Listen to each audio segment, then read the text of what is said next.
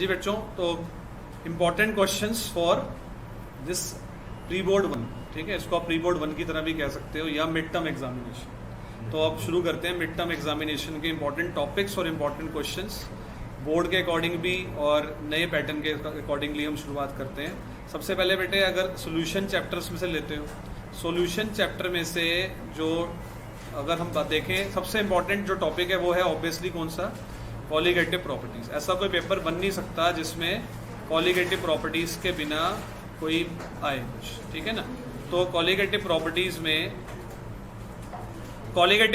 में बच्चों सबसे इम्पोर्टेंट क्वेश्चन जो आपको मिलेंगे ना, वो मिलेंगे आपको एनसीईआरटी के सॉल्व्ड एग्जाम्पल्स। वो मिलेंगे बेटे आपको एनसीईआरटी के सॉल्व्ड एग्जाम्पल्स। आप सबको पता है बेटे 4 कॉलिगेटिव प्रॉपर्टीज हैं और बुक में ना हर कॉलिगेटिव प्रॉपर्टी को समझाने के लिए 1 या 2 सॉल्व्ड एग्जाम्पल दिए। तो जब भी सोल्यूशन चैप्टर को पढ़ना है आपने, तो सबसे पहले ना क्या किया करो, एनसीईआरटी के सॉल्व्ड एग्जाम्पल्स किया करो। प्लस कॉलिगेटिव प्रॉपर्टीज के साथ ना हमेशा जोड़ लेते हैं कौन सा टॉपिक, वेंट ऑफ फैक्टर का टॉपिक। वेंट ऑफ फैक्टर का जो टॉपिक है, वेंट ऑफ फैक्टर क्या होता है बेटा, आई के साथ एनसीईआरटी के बैक के ना लास्ट के 2 क्वेश्चंस हैं। एनसीईआरटी के लास्ट के 2 क्वेश्चंस हैं, ये हमेशा आपको करने चाहिए आई के टॉपिक को समझने के लिए। आई में क्या होता है, कॉलिगेटिव प्रॉपर्टीज के जो फॉर्मूले होते हैं, जैसे कि पाई इक्वल टू MRT, तो उसमें आई मल्टीप्लाई कर देते हैं वेंट ऑफ फैक्टर के लिए। और लास्ट के 2 क्वेश्चन जो बैक एक्सरसाइज के, मैं उनकी बात कर रहा हूं। और अगर जिनको इतना आ जाता है, अगर आपको इतना आता है अच्छे से, तो आपने क्या करने होते हैं, डिग्री ऑफ डिसोसिएशन के क्वेश्चन करने होते हैं। अगर आपको इतना आता है तो डिग्री ऑफ डिसोसिएशन के ऊपर एक ही न्यूमेरिकल एनसीईआरटी का बार बार आता है, वो है second last solved example. Second last solved example जो कि एसिटिक एसिड वाला है, ठीक है ना, वो बहुत ज्यादा इंपॉर्टेंट है। जो डिग्री ऑफ डिसोसिएशन या एसोसिएशन भी इसी में ही होता है, डिग्री ऑफ डिसोसिएशन और एसोसिएशन। तो जैसे आपके पेपर्स आ रहे हैं, तो आपको सोल्यूशन चैप्टर अगर तैयार करना है, तो कॉलिगेटिव प्रॉपर्टीज के नोट्स को रीड करके एनसीईआरटी के क्या कर लेना, हमेशा की तरह पहले सॉल्व्ड एग्जांपल। ये तो हो गई न्यूमेरिकल्स की बात, जिसमें बच्चे थोड़ा सा डरते हैं या कई बच्चे थोड़ा सा नहीं कंफर्टेबल होते न्यूमेरिकल्स के साथ। प्लस इसमें जो थियोरी आती है ना, थियोरी में इसमें 2 चीजें सबसे ज्यादा आती हैं, वो आता है हेनरी लॉ और राउट्स लॉ। हेनरी लॉ और राउट्स लॉ। और राउट्स लॉ में टॉपिक होता है इंपॉर्टेंट, वही आइडियल और नॉन आइडियल सोल्यूशन। आइडियल और नॉन आइडियल सोल्यूशन, ठीक है ना। प्लस इसमें एक टॉपिक है बहुत ज्यादा इंपॉर्टेंट, वो है रिवर्स ऑस्मोसिस और रिवर्स ऑस्मोसिस। ये सबसे ज्यादा बार एग्जाम में चीजें हैं। तो अगर आपको सॉल्यूशन चैप्टर तैयार करने हैं अच्छे से, तो ये सारे टॉपिक्स आप कर सकते हो। सबसे पहले कॉलिगेटिव प्रॉपर्टीज 4 होती हैं, उनके सॉल्व्ड एग्जांपल्स कर लिए। एनसीईआरटी के लास्ट के 2 बैक एक्सरसाइज के क्वेश्चन कर लिए। कॉलिगेटिव प्रॉपर्टीज की और प्रैक्टिस कर सकते हो, जैसे सॉल्व्ड एग्जांपल के बाद आपको लगता है कि और चाहिए, तो बैक एक्सरसाइज के जो सबसे इंपॉर्टेंट क्वेश्चन सोल्यूशन के बनते हैं ना, वो बनते हैं जो सबसे ज्यादा बोर्ड में आए हैं, क्वेश्चन नंबर 8, 9 और 15 से लेकर 22 तक। यही करने हैं बस आपने, क्वेश्चन नंबर 8, 9 और 15 से लेकर 22 तक। ये किसके हैं बेटा, बैक एक्सरसाइज के इंपॉर्टेंट क्वेश्चंस, ठीक है ना। तो ये एक चैप्टर आपका तैयार हो जाएगा। इसको करने में आपको हार्डली 1 आवर लगेगा। अगर आपको चैप्टर थोड़ा सा पहले से आता है तो 1 आवर लगेगा, थोड़ा सा कम आता है तो 1.5 घंटा लगेगा। सोल्यूशन चैप्टर आपका तैयार हो गया, फिर आप बढ़ोगे आगे और आप आओगे बेटा most lengthiest chapter of physical chemistry. वो हो जाता है बेटे कौन सा, इलेक्ट्रोकेमिस्ट्री, ठीक है। तो इलेक्ट्रोकेमिस्ट्री में एक ऐसा टॉपिक जिसके बिना कभी पेपर बना ही नहीं, वो होती है क्या, नर्स्ट इक्वेशन। नर्स्ट इक्वेशन के बिना कभी पेपर बना नहीं है। इसके ऊपर ना बैक एक्सरसाइज का एक क्वेश्चन होता है जो 5th है, वो बहुत अच्छे से अगर आप कर लेते हो तो नर्स्ट इक्वेशन आपको आ जाएगी फिर, ठीक है। प्लस अगेन इसके ऊपर भी ना इन टेक्स्ट क्वेश्चन दे रखे हैं, that you can try. Nernst equation के ऊपर इन टेक्स्ट क्वेश्चंस को आप ट्राई कर सकते हो। इसके अलावा इसमें डेल्टा जी निकालने के लिए बहुत आता है। डेल्टा जी का फॉर्मूला क्या होता है, -NF E0 सेल। और इसके अलावा इसमें एक टॉपिक होता है E0 सेल, मतलब इक्विलिब्रियम कांस्टेंट वाला फॉर्मूला, ये भी बहुत ज्यादा पूछते हैं। n log kc वाला, ये बहुत ज्यादा आता है, ठीक है ना। तो ये एक सेक्शन था, ये सेक्शन फर्स्ट था हमारा। सेक्शन फर्स्ट सबसे इंपॉर्टेंट है। इस चैप्टर का जो सेक्शन फर्स्ट होता है उसका नाम है electrochemical cell. Electrochemical cell, electrochemical cell के ऊपर सबसे ज्यादा क्वेश्चंस आते हैं इस चैप्टर में से, ठीक है। और नर्स्ट इक्वेशन पे क्वेश्चन ना आए ऐसा कभी हो ही नहीं सकता। सेक्शन 2 जो है ना इसका, वो मैं मानता हूं वो है इलेक्ट्रोलाइटिक कंडक्टेंस का। मतलब जो मैं जो टॉपिक सेक्शन बनाता हूं ना, वो बनाता हूं चैप्टर टॉपिक की इंपॉर्टेंस के हिसाब से। इलेक्ट्रोलाइटिक कंडक्टेंस में कंडक्टिविटी, मोलर कंडक्टिविटी, ये सब आता है इसमें। तो इसमें जो है ना मोलर कंडक्टिविटी के ऊपर जैसे ऊपर वाला जो सेक्शन गया है उसमें तो न्यूमेरिकल बहुत ज्यादा आता है नर्स्ट इक्वेशन के ऊपर।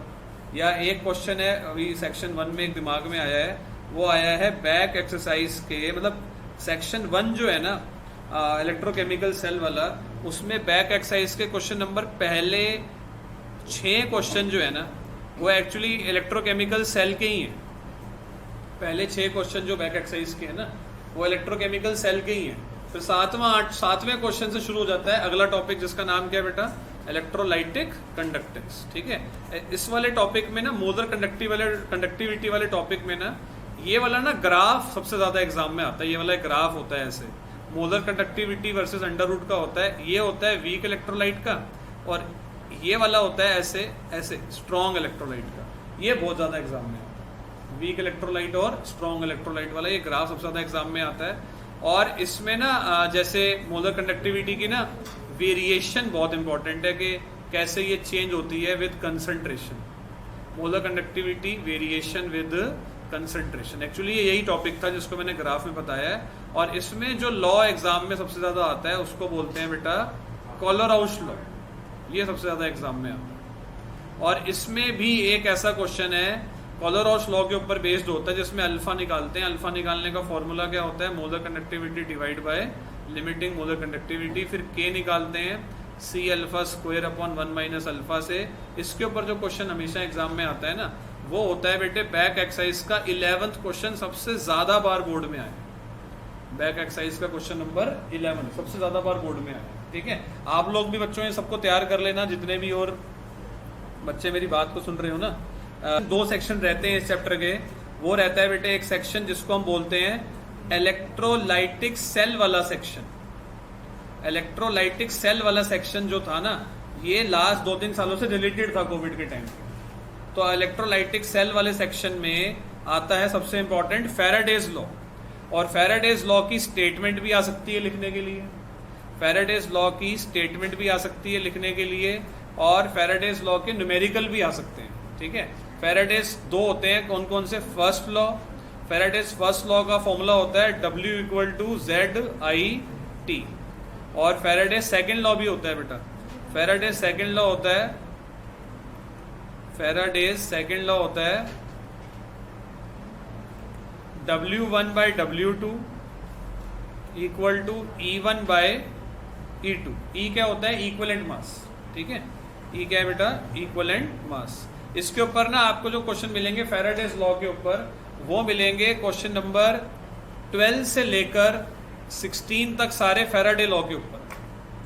अगर हम ऐसा कर लेते हैं ना टॉपिक वाइज तो हमें पता लग जाता है कि हमारे को कैसे कैसे जो है वो आगे बढ़ना है, ठीक है। 12 से लेकर 16 तक इसी के ऊपर है। और मैं आपको बताऊं किसी एक को चुनना हो तो मैं 15th न्यूमेरिकल को चुनूंगा, बहुत ज्यादा इंपॉर्टेंट है। और 16 तो है ही है, खैर 16 बहुत लेंथी न्यूमेरिकल है, 5 नंबर के हिसाब से आ सकता है। अभी भी ये चैप्टर खत्म नहीं हुआ। चैप्टर मैंने जैसे आपको बोला ना ये लेंथीएस्ट चैप्टर है, तो इसमें ना बैटरीज और कोरोजन का टॉपिक भी होता है लास्ट में। तो बैटरीज और कोरोजन के अंदर, बैटरीज और कोरोजन का टॉपिक तब करो जब आपको ऊपर के 3 अच्छे से आ जाएं, या अगर आपको लग रहा हो कि यार मेरे से ये चैप्टर इतना नहीं होगा तो ऊपर के 3 टॉपिक कर लो, बैटरी कोरोजन को फिर छोड़ दो। लेकिन ये फ्री के मार्क्स देता है आपको। बैटरी कोरोजन के अंदर क्या होता है, सिंपली ना आपको क्या आता है, रिएक्शंस लिखने के लिए आते हैं। जैसे मेरे को सबसे इंपॉर्टेंट जो लगता है ना एग्जाम के हिसाब से, वो लगता है सबसे इंपॉर्टेंट जो बैटरीज का टॉपिक होता है ना, फ्यूल सेल का एग्जाम में सबसे ज्यादा होता है। फ्यूल सेल के बारे में, मरकरी सेल के बारे में, ये बहुत ज्यादा पूछते हैं। हाँ सही बात है, थोड़ा सा रेयर होता है ये। देखो आता ही कम में क्या बात है, 2 साल से डिलीटेड था तो हमें लगेगा कम आता है, तो हमें लगेगा कि कम आता है, ठीक है, 2 साल से डिलीटेड था तो। अच्छा, कोरोजन के टॉपिक में लास्ट के 2 पेज है एनसीईआरटी के, वो एक बार रीड करके समझ आ जाता है। इसमें प्रिवेंशन ऑफ कोरोजन ज्यादा इंपॉर्टेंट होता है। तो प्रिवेंशन ऑफ कोरोजन जो है ना, वो बहुत सिंपल सा टॉपिक होता है कि आप ग्रीसिंग कर सकते हो, आप गैल्वेनाइजेशन कर सकते हो, जैसे 10th में पढ़ा हुआ है वैसे ही, ठीक है ना, प्रिवेंशन ऑफ कोरोजन। अब आ जाओ बेटे, आप चैप्टर नंबर जो 3 हो जाता है हमारा, वैसे तो फर्स्ट कटा ही हुआ है ना, जिसका नेम बच्चों क्या है, केमिकल काइनेटिक्स। काइनेटिक्स चैप्टर इतना लेंदी नहीं है, लेकिन ना उसके न्यूमेरिकल्स थोड़े से टफ लगते हैं बच्चों को, क्योंकि उसमें लॉग ज्यादा यूज होता है। तो केमिकल काइनेटिक्स अगर आपको करना है ना, सबसे इंपॉर्टेंट टॉपिक जिसके बिना कभी पेपर नहीं बनेगा, वो है ऑर्डर ऑफ रिएक्शन का टॉपिक। ऑर्डर ऑफ रिएक्शन इसका सबसे इंपॉर्टेंट टॉपिक है। जैसे कि मैंने आपको बताया, सोल्यूशन में कॉलिगेटिव प्रॉपर्टीज हमेशा जीतता है, और इलेक्ट्रोकेमिस्ट्री में नस्ट इक्वेशन और कोलोरोस लॉ हमेशा जीतता है, ऐसे यहाँ पर ऑर्डर ऑफ रिएक्शन जीतता है। ऑर्डर ऑफ रिएक्शन एक बहुत बड़ा टॉपिक है, इसके कई सारे एस्पेक्ट्स होते हैं, ठीक है।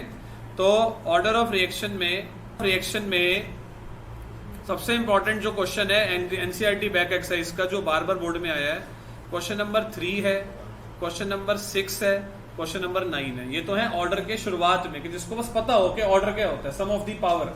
अगर आपको इतना पता है कि order sum of the power है, तो आपसे 3 क्वेश्चन हो जाएंगे, 3, 6 और 9।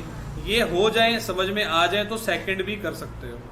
इसके बाद आता है कि आपको पता प्रिडिक्शन ऑफ ऑर्डर के ऊपर, मतलब आपको जो क्वेश्चन नंबर 3, 6, 9 है ना, इसमें ऑर्डर गिवन है, लेकिन जो ये वाले क्वेश्चंस है ना, जिसमें ऑर्डर आपको निकालना है, तो प्रिडिक्शन ऑफ ऑर्डर के ऊपर होता है बेटा टेबुलर क्वेश्चन, जिसको बोलते हैं इनिशियल रेट मेथड भी कहते हैं।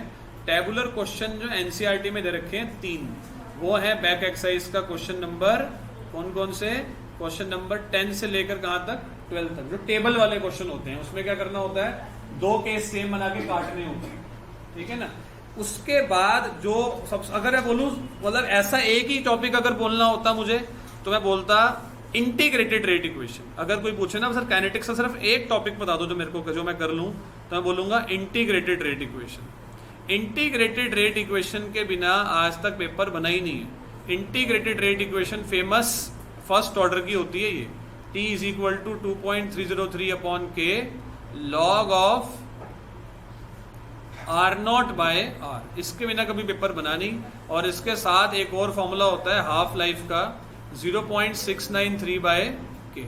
ये दोनों फॉर्मूलों को मर्ज करके आने ही आना है। और वो कौन सा क्वेश्चन है जो हमेशा आता है एग्जाम में, देखो मैं ऐसे तो एक तो नहीं कह सकता, वो है क्वेश्चन नंबर 14 और 16 से लेकर 19 तक, इसी में से एक आपको मिलेगा बैक एक्सरसाइज का, ठीक है ना। काइनेटिक्स का इंटीग्रेटेड रेट इक्वेशन यही पेपर में हमेशा आती है, ठीक है। आप अगर जैसे मैं ये बता रहा हूँ वैसे ना, जैसे अब जिनके एग्जाम नहीं है उन बच्चों का टास्क ये है कि जो से क्वेश्चन मैंने बोले हैं ना, वो आप इसका एक रजिस्टर, MTG रजिस्टर में इसको लिख दो, उस पर आप लिख दो कि इंपॉर्टेंट टॉपिक्स ऑफ बुक 1, और ये लिख दोगे तो आपको जैसे क्विक रिवीजन करनी, जैसे कई बार बच्चे मॉर्निंग में नहीं पढ़ते जाते हुए, तो आप उसको कर सकते हो कि ये तो ऐसी चीजें जो पेपर में पक्का आती है 16 से लेकर 19 तक। उसके बाद एक टॉपिक और होता है, वो सबसे ज्यादा इंपॉर्टेंट है, एक्टिवेशन एनर्जी का। एक्टिवेशन एनर्जी भी बहुत फेमस है। ये टॉपिक भी ऐसा है जो 2-3 सालों से डिलीटेड था, कोविड में नहीं आता था। एक्टिवेशन एनर्जी का सिंबल होता है EA, और इसका एक फॉर्मूला है जिसके बिना पेपर नहीं बनता, वो ये है log K2 by K1 equal to EA upon 2.303 R 1 upon T1 minus 1 upon T2। पक्का पक्का पक्का इस पर क्वेश्चंस होते हैं एग्जाम में। और इसके ऊपर सबसे जो लास्ट क्वेश्चन है बैक एक्सरसाइज का, वो हमेशा पेपर में आता है, बिल्कुल लास्ट क्वेश्चन। अब आपको क्या करना चाहिए, आपको इतनी मेहनत करने के बाद आपको और करना है, तो एक काम ये करना होता है, सबसे इंपॉर्टेंट जो ग्राफ होते हैं ना, वो काइनेटिक्स में से आते हैं। जितने भी ग्राफ हैं काइनेटिक्स के, वो आप एक जगह पर एक शीट पे बना लो अपने पेपर से पहले। ग्राफ इसके बहुत इंपॉर्टेंट है। ग्राफ बना हुआ आता है और आपको बताना होता है इसका ऑर्डर क्या है, इसकी स्लोप क्या है। तो हर ग्राफ का क्या कर लेना चाहिए आपको, स्लोप याद होना चाहिए कि इसका स्लोप कैसे। मैं आपको बताता हूँ आपको एक ग्राफ जो मैंने हमें बहुत ज्यादा मेरे को उम्मीद है कि इस साल पूछा जाएगा, वो है ये वाला graph, log k versus 1/t वाला ग्राफ। तो इसका जो स्लोप होता है ना बेटा, उससे एक्टिवेशन एनर्जी निकल आती है -EA/2.303 R। बहुत ज्यादा इंपॉर्टेंट है ये वाला ग्राफ। ऐसे करते 10 ग्राफ है काइनेटिक्स में, 5 ग्राफ है सॉल्यूशंस में, और 1 ग्राफ है इलेक्ट्रोकेमिस्ट्री जो मैंने बताया था। सॉल्यूशंस के ग्राफ थोड़े कम आते हैं, काइनेटिक्स के थोड़े ज्यादा आते हैं। ये तो हो गए हमारे 3 न्यूमेरिकल वाले चैप्टर। अब आ जाओ बेटा डी ब्लॉक एलिमेंट्स में। तो डी ब्लॉक एलिमेंट्स में डी ब्लॉक पूरा थ्योरी है, इसमें एक भी न्यूमेरिकल नहीं है, डी ब्लॉक पूरा थ्योरी है। तो डी ब्लॉक में आपको बताऊं, अगर एक क्वेश्चन जो पेपर में सबसे ज्यादा आता है वो है क्वेश्चन नंबर 11। क्वेश्चन नंबर 11 जो है ना, वो प्रॉपर्टीज ऑफ ट्रांजिशन एलिमेंट्स के ऊपर है।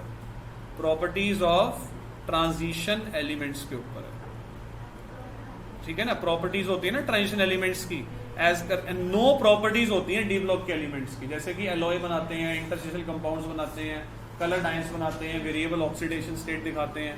तो ऐसे नो प्रॉपर्टीज में से 4 प्रॉपर्टीज इसमें दी हुई हैं। इसके अलावा इसमें ना 3 पार्ट्स वाले क्वेश्चन बहुत इंपॉर्टेंट होते हैं, जैसे कि क्वेश्चन नंबर 1 है, इसमें बैक एक्सरसाइज का 17th बहुत इंपॉर्टेंट है, और 21 और 25 बहुत इंपॉर्टेंट है। इसके अलावा जितने भी रिएक्शंस होते हैं ना, ये वाले K2Cr2O7 के और KMnO4 के, ये K2Cr2O7 और KMnO4 भी डिलीटेड था। अब नया टॉपिक ये बना है KMnO4 K2, इसके बिना पेपर नहीं बनेगा। जैसे मुझसे कोई बोले सर एक टॉपिक बताओ डी ब्लॉक का, तो मैं बोलूंगा preparation of KMnO4 and K2Cr2O7 और उनकी ऑक्सीडाइजिंग प्रॉपर्टी। अब आ जाते हैं बेटा एफ ब्लॉक में। एफ ब्लॉक में एक ही क्वेश्चन बार बार आता है, और वो है व्हाट इज लेंथेनॉइड कॉन्ट्रैक्शन। यही क्वेश्चन बार बार यही पूछते हैं। मैं आपको बाद में बार बता रहा हूँ कि सिस्टमेटिकली मेरे को जो मैंने बताया ये सब पढ़ लोगे तो इसमें से बहुत सारा मिलेगा आपको पेपर के अंदर, ठीक है। लेंथेनॉइड कॉन्ट्रैक्शन, और ज्यादा से ज्यादा क्या हो जाएगा, difference between lanthanoids and actinoids, ज्यादा से ज्यादा ये आ जाएगा। और अगर बात करते हो बेटा कोऑर्डिनेशन की, तो कोऑर्डिनेशन में तो फिर मैंने बताया ही है, कोऑर्डिनेशन में तो 4 ही टॉपिक इंपॉर्टेंट होते हैं बेटा। कोऑर्डिनेशन कंपाउंड जो बुक 1 का हमारा लास्ट चैप्टर है कोऑर्डिनेशन। बाकी डी ब्लॉक में जो एक इंपॉर्टेंट चीज है ना, वो है ये है कि डी ब्लॉक में ना बहुत सारे ना सॉल्व्ड एग्जांपल्स हैं, वो मत छोड़ना। आपको बताता हूँ पेपर ज्यादा सॉल्व्ड एग्जांपल से आता है as compare to back exercise. और डी ब्लॉक के सॉल्व्ड एग्जांपल्स और सॉल्यूशंस के सॉल्व्ड एग्जांपल थोड़े ज्यादा इंपॉर्टेंट है। उसके अलावा कोऑर्डिनेशन कंपाउंड्स में तो 4 ही टॉपिक इंपॉर्टेंट होते हैं बेटा। वो होता है नेमिंग, नेमिंग के अलावा हाइब्रिडाइजेशन, हाइब्रिडाइजेशन के अलावा क्रिस्टल फील्ड थ्योरी और आइसोमेरिज्म। क्रिस्टल फील्ड थ्योरी और आइसोमेरिज्म, ये 4 टॉपिक इंपॉर्टेंट हो जाते हैं। कौन से चैप्टर के बेटा ये, कोऑर्डिनेशन के, ठीक है। बायोमोलिक्यूल्स में सिर्फ और सिर्फ आप बैक एक्सरसाइज पे फोकस करना। बायोमोलिक्यूल्स में सबसे ज्यादा स्कोरिंग चैप्टर यही है, और बायोमोलिक्यूल्स में ना सबसे पहले बल्कि आप ये चैप्टर करो जिनको न्यूमेरिकल मुश्किल लगते हैं। और कुछ नहीं करना, आपको थोड़ा सा ज्यादा अजीब लगेगा, लेकिन इसमें ना बायोमोलिक्यूल्स में 25 बैक एक्सरसाइज के क्वेश्चंस हैं। आपको लगेगा सर 25 हैं, लेकिन वो बहुत छोटे छोटे हैं। और सीक्वेंस में जैसे कि पहले 10 जो है ना, देखो बायोमोलिक्यूल्स में क्या होता है, पहले एक टॉपिक है कार्बोहाइड्रेट का, पहले 10 क्वेश्चन कार्बोहाइड्रेट के ही हैं। फिर उसके बाद 11 से 19 जो है ना वो प्रोटीन के हैं, 11 से 19 प्रोटीन के हैं। उसके बाद 20वां और 21वां जो है ना वो विटामिन्स का है। 4 ही तो टॉपिक है इस चैप्टर में, कार्बो, विटामिन, प्रोटीन और न्यूक्लिक एसिड। और 22वां, 23वां, 24वां, 25वां जो है ना, आई थिंक वो जो है वो किसके हैं, न्यूक्लिक एसिड के हैं। इतनी सीक्वेंस में और किसी की आपको एनसीईआरटी नहीं मिलेगी जितनी की बायोमोलिक्यूल्स की, बिल्कुल सीक्वेंस में। पहले 10 कार्बोहाइड्रेट के, 11 से 19 प्रोटीन, 20 से 21 विटामिन, 22 से 25 न्यूक्लिक एसिड्स। तो आई होप बेटे ये आपको हेल्प करेगी वीडियो।